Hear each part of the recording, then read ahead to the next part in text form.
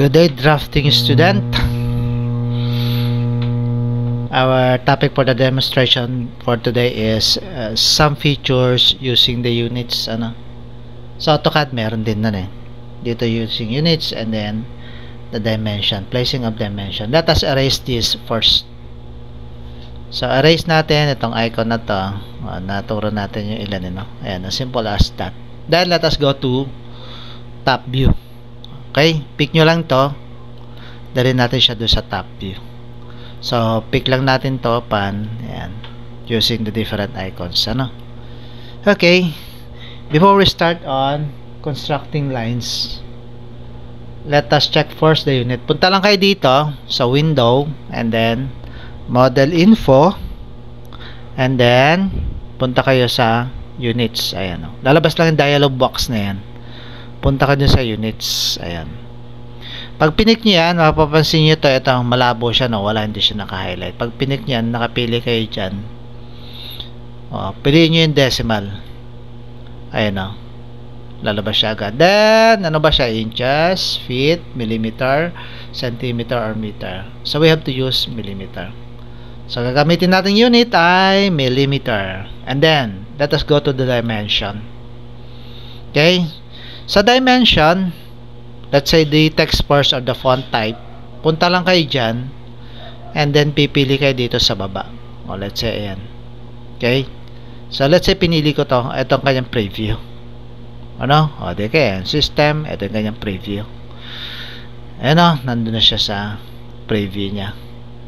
Font type, font style, naka-bold siya, bahala kayo, Then size, ayan, nandito yung sizes, Then the height.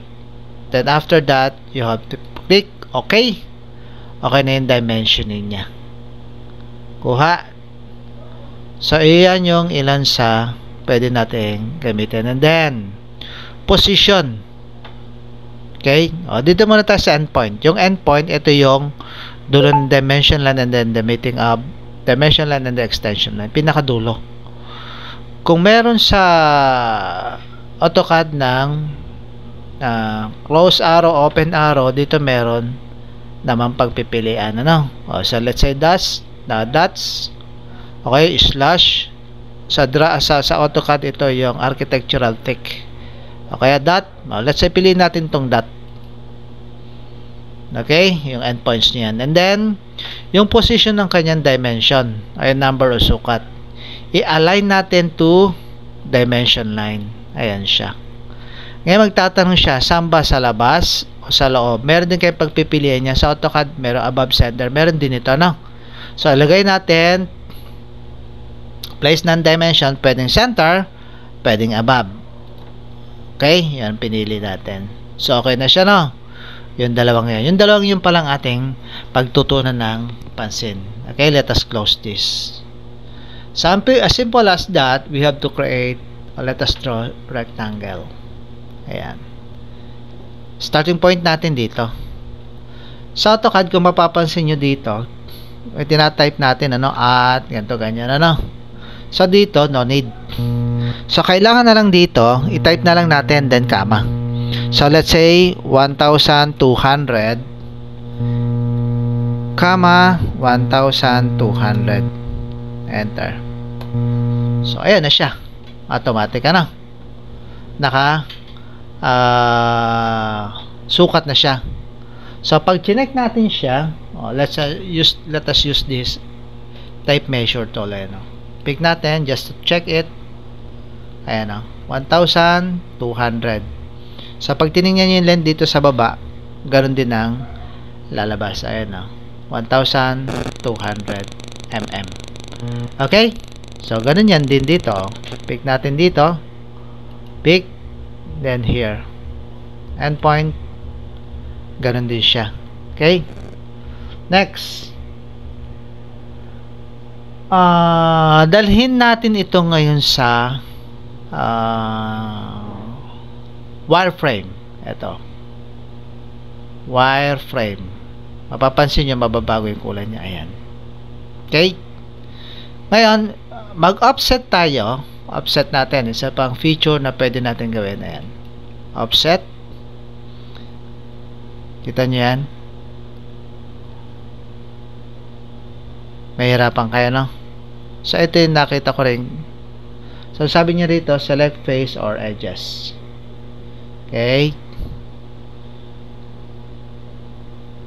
Pag pinik natin yan dito, wala tayong makikita na, no? So, kailangan dalhin natin sa i-shade muna natin para hindi tayo hirap. Shaded. Okay?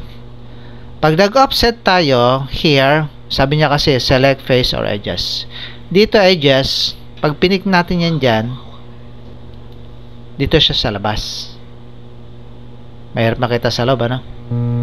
Then, let us pick here. Escape natin. Kung dito naman tayo, yun. Ito, itong pula. Pick. Tapos, i-type natin yung value, 150. Enter. Ayan.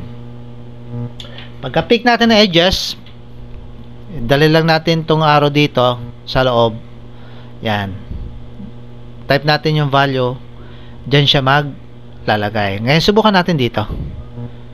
Dito naman, ha. Gilid dito. Pick. Tapos, ilabas natin. Okay? Nakakita niyo yung pagkakaiba. Kung saan mo dadalhin yung arrow, doon siya maglalagay. So, 150. O, diba? Okay? Now, let us create line. Line tayo. Para malagyan natin siya ng dimension. Pick natin yan. Halimbawa, ano? Pick here. Ayan. Dalhin natin sa wireframe muna. Gagawa lang tayo ng 2-dimensional. Okay? Kunwari. Then using, let us use dimension. Ito gagawin natin, ha?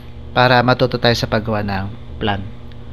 Tools tayo. Punta tayo doon sa dimension. As simple as that. Automatic yan. Turo lang natin dito. Tignan natin yung ginamit natin kanina. Ayan, o. Nakuha na natin yung dimension. So, as you observe, yung unit na ginamit natin, ayan na. Then, yung ginamit nating endpoint, ayan na rin. Okay? Hindi tulad sa AutoCAD, marami tayong command na ginagamit. Ito, dire-diretso na yun, automatic. Ito, dimension continue sa AutoCAD. Okay, dito, dire-diretso yan. Maglalagay siya. Okay nyo? So, escape natin. Tapos, mag-pick ulit tayo dito. Pick tayo. Ayan. Automatic siya. Okay? Mag-pick tayo rito. Overall dimension. Ayan din siya. Then, mag-pick tayo. Let us try here. Ayan, o. Para makuha natin yung width. Pick. No. Hindi niya. Tinitingnan kasi meron isang pick tayo rito. Halimbawa, no. Pick. Point to point. Ayan, makikita naman yung kanyang pagitan. Okay? That is a simple way of creating dimension and then using the decimal, then the text, and then the dimensioning. So, pwede na tayo with that. Pwede na tayong gumawa ng floor plan. Okay?